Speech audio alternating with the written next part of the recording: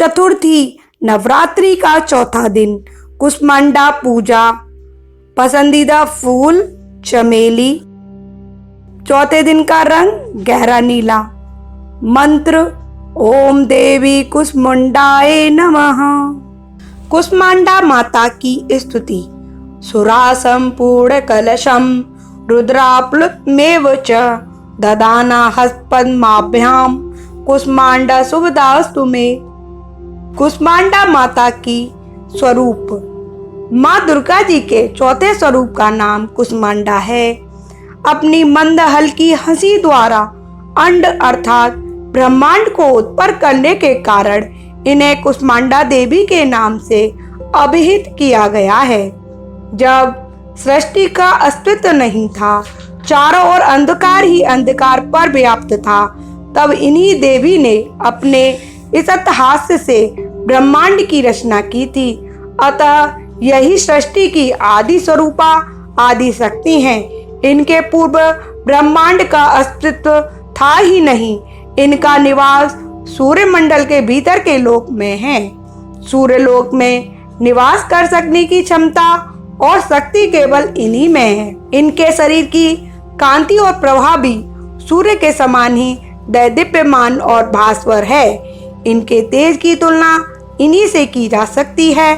अन्य कोई भी देवी देवता इनके तेज और प्रभाव की क्षमता नहीं कर सकते। इन्हीं के तेज और प्रकाश से दसों दिशाएं प्रकाशित हो रही हैं। ब्रह्मांड की सभी वस्तुओं और प्राणियों में अवस्थित तेज इन्हीं की छाया है।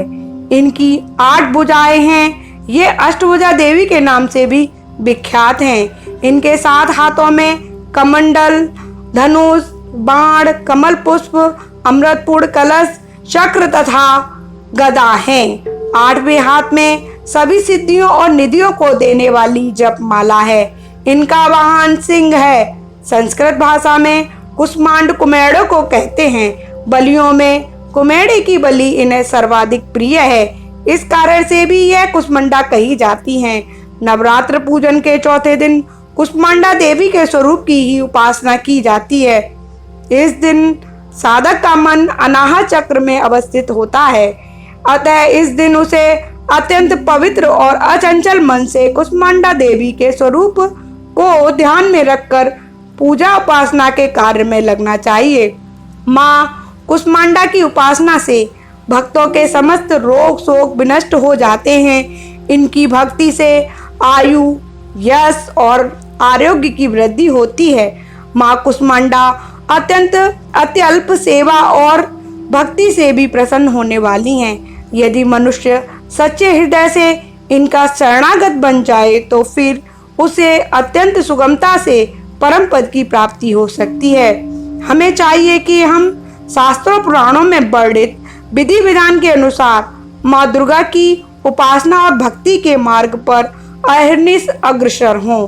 माँ के भक्ति मार्ग पर कुछ ही कदम आगे बढ़ने पर भक्त साधक को उनकी कृपा का सूक्ष्म अनुभव होने लगता है। यह दुख स्वरूप संसार उसके लिए अत्यंत सुगत और सुगम बन जाता है। माँ की उपासना मनुष्य को सहज भाव से भव सागर से पार उतारने के लिए सर्वाधिक सुगम और श्रेयस्कर मार्ग है।